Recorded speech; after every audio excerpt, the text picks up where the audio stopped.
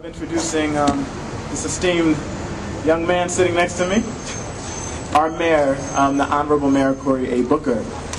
Before I do that, because I want to talk a little bit about some of the things that he's done this past year, but if you notice, we had a guest sitting up here who hadn't said anything the whole time, but who without which this week as we have it now would not even exist. So if we can all, June, please stand up. June came here from Trenton, and she was one person. So Pride Week, as we know it, is the baby of this young person right here. So can we all please give her a thunderous round of applause?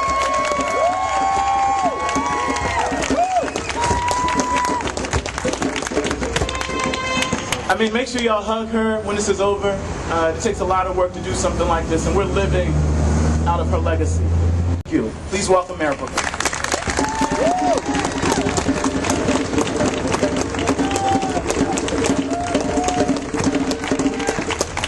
I love Darnell, but forgive me for being critical.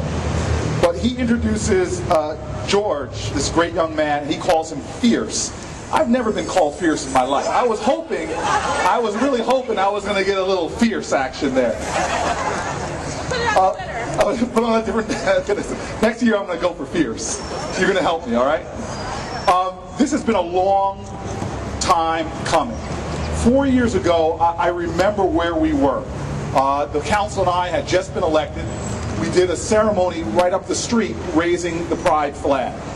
I'll never forget that it was right before a runoff election like we are right now, and on the day of that election I was at a polling site, and I had a member of the Newark clergy come up to me and start going at me with a fearsome rage, telling me that he would have never supported me if he knew where I stood on these issues, telling me that he would never vote for me again, that he would make sure that his people never voted for me again.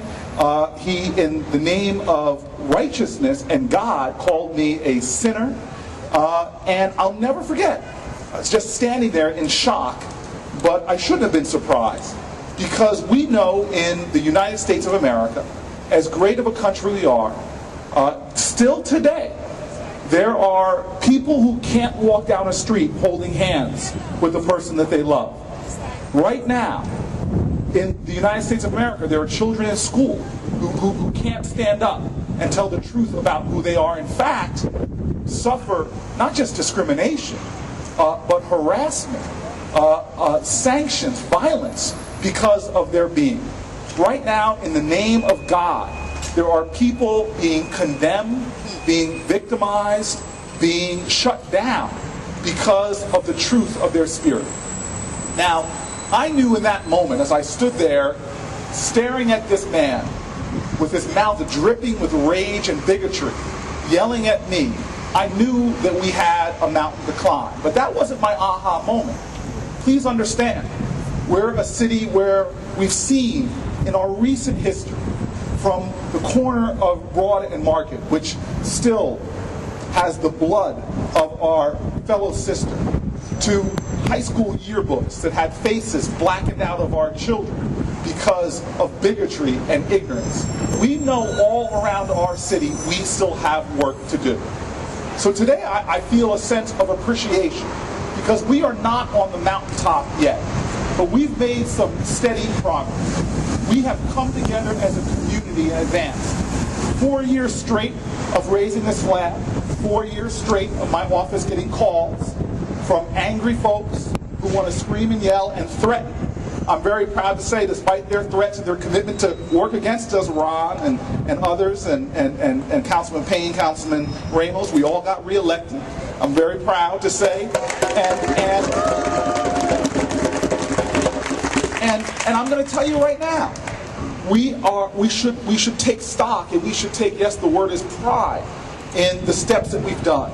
From Safe Spaces conferences to our new strong commission, to steps we've taken in the police department, though we have to go more and further.